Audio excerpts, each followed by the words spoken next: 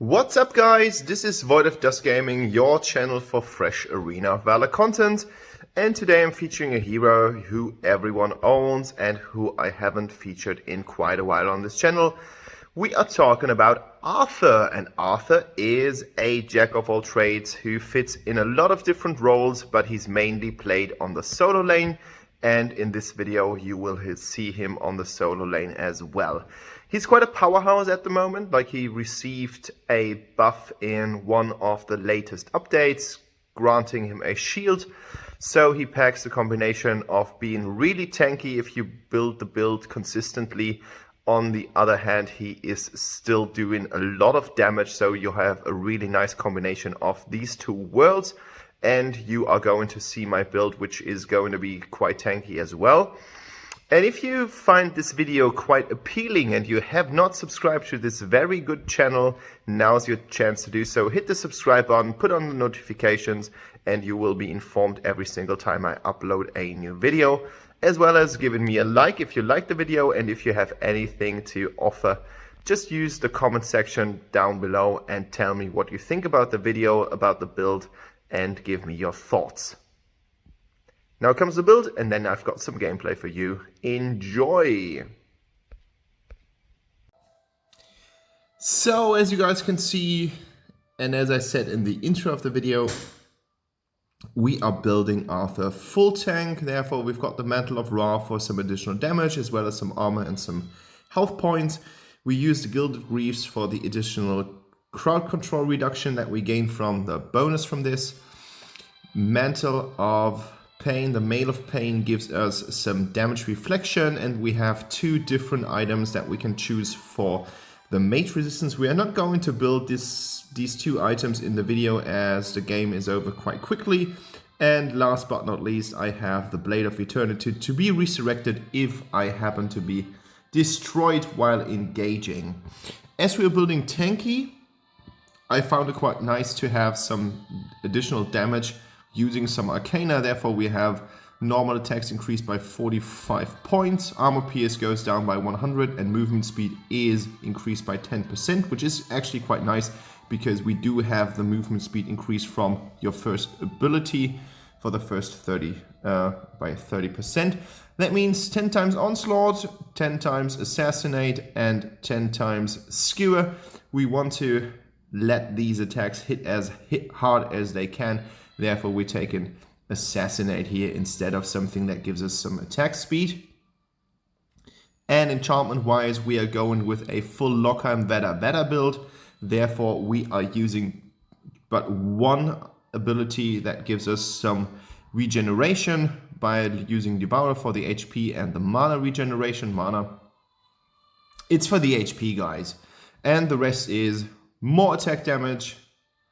Ultimate reduces cooldowns and other abilities, which is fairly nice. We've got the Axe of Sacrifice, and we have the Holy Verdict for the armor PS. That's the build, and it is actually quite devastating, but you will see that immediately in the best gameplay ever. So here we are, ladies and gentlemen, and as you have seen in the build, the first item that we want to build is the Mantle of RoV. Therefore, we are going with this. I'm going to give Crickneck a short leash, meaning that I'm going to deal damage to the Golem, so that his first appearance in the jungle and the clay time is a little bit quicker. As you can see, I've hit him quite nicely, and now I'm making my way up to the solo lane, which is the top lane in this kind of game. You will get a shield if used right on the enemy, and I am going against Yina, which is a tough matchup. She's level 2 already, and she has a lot of burst damage, so I have to be a little bit careful here at this point. And she's gonna silence me. I'm really low right now, so I need to just back off to get this mana pack here. And I don't know what happened. Like, she's doing fairly well, but with the combination of my first ability and the execute, I was able to get her. And my advice if you would be the Yina in this situation of the game, go back. Like, I don't know what happened. Like, she was just too confident. I don't know. Like, I was really low, but then she was super low, so I was able to hit her with an ability fairly nice. I've seen Wukong here. So it's my duty to get out. Now Yina is up here again, so I thought the best move would be to go back to base, heal up completely, and then go in to engage again. And there's something that you can always do if you're Arthur. You can always press your first ability to get this little nice speed improve, because it will be on duty again if you are back at the first tower. So I'm able to clear that minion wave without having any damage to the tower, like little to no damage. And now I need to rotate down, because Yina is rotating down. She's gonna take some stuff at the middle lane. And as I saw that my friend Krickneck was already engaging, I don't know, there's nothing that I could have offered to help him. He was just so low that I needed to go in. Now I need to separate myself just a little bit, throw everything in, and this is gonna be the second kill that Yina, or the second death that Yina has to bear in this game. Gildo is using his ult quite nicely, and I'm able to defeat the Wukong, which is super nice. Like, you always want to down the jungler. That's like the best thing that you can do.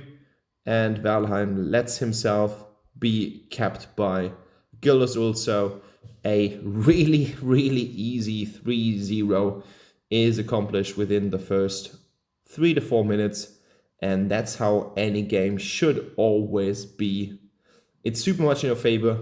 And there's little that I can say about the strategy or tactics at this point of the game, because it just fell down. Like, I just had to take it. And that's something that's actually quite nice.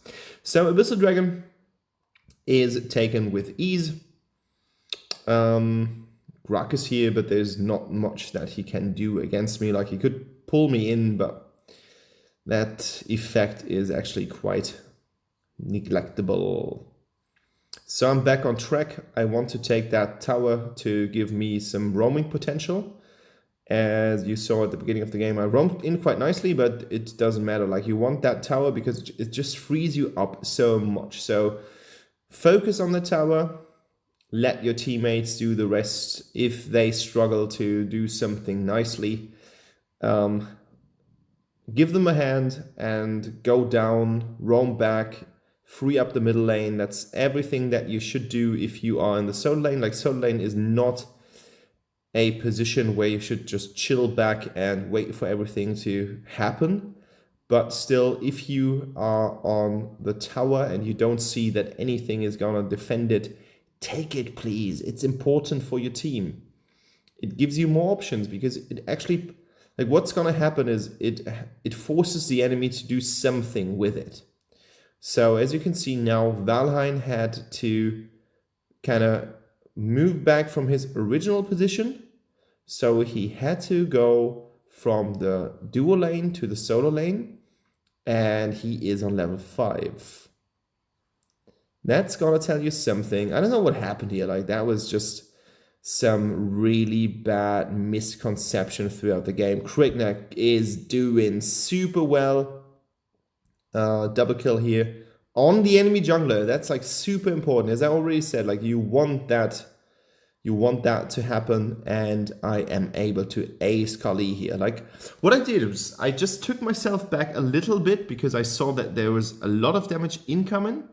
So what I thought is, like, okay, go back, check what the situation will be after that, and then you can still go in and afterwards, and or otherwise, if that would not have happened, what I would have done, I would have just gone back to base and resurrected myself or get some health back.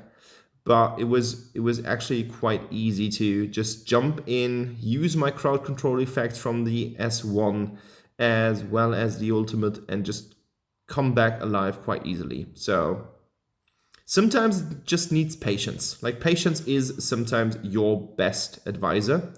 And in this situation, going in, dealing massive amounts of damage was the right choice as well. Now we need to be a little bit careful because we don't have any minions, but we are already on our way to the Abyssal Dragon. So what we're doing is we're doing a game which is fairly nice. Like we're basically having a flow, so everything is just going quite nicely. Now we take the Vision Bird here. Wukong is up, so I'm going to get him so that he can't contest the Abyssal Dragon in any kind of situation. And the Gildur damage just helped me so much. And I said, like, this is so nice. Thank you for assisting me getting him. And he says, like, he so lucky, but yeah. You were there, dude. Like, you had the choice to not do it. Like, you could have just stepped back or sidestepped it and nothing would have happened. So I've chosen to take the Geist Standard here over the Medallion of Troy because I thought that this kind of health regeneration would be a little bit better than getting a shield. And we're just clearing. Like, we don't force fights. We are being present. And the only thing that we do is that we push constantly. And now we are at a really early Darkslayer. 8 minutes played in the game. But we are so overwhelming. 26 versus 5 kills so far. So we have a really good position to get the Darkslayer. I've got the belt right now. So I'm able to get into the tanky items. And as I said, like, you're doing so much damage that you don't need to force anything to happen besides that. Like, you don't need any Fenrir's Tooth or something like that. So you can just easily go in, use all your abilities, and you will still deal sufficient damage to out-damage an enemy team. And that's the beauty of Arthur. Arthur is so good on being tanky as well as dealing damage. It's basically overpowered. Like, it's broken. He's a hero who is broken. I don't know what Rock was about to do here. Like, I was overextending a little bit too much here, but I was doing that in the favor of getting the tower. That was the most important thing here that I had in my mind. But as you can see, Krignak is doing so well. 15 kills right now. I've never seen a Krignak as good as that in quite a while. And I've never seen a Krignak. Like, nobody plays Krignak at the moment. So I think he says lucky, but with 15 kills or more under your belt, you're not lucky anymore. It's just something that you have to accomplish. So we're good. Like, we're doing really, really good. Towers not pushed from the enemies. We are pushing every single tower. That means now we've got super minions.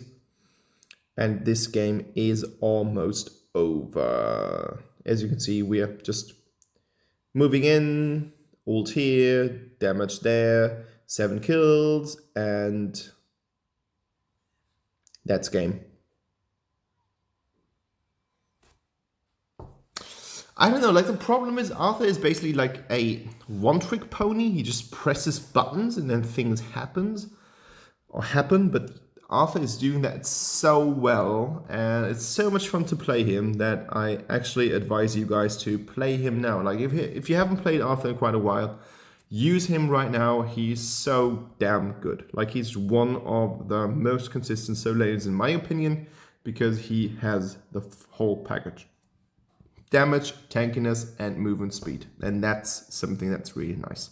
So thank you for watching. What If Does Gaming over and out. Bye-bye.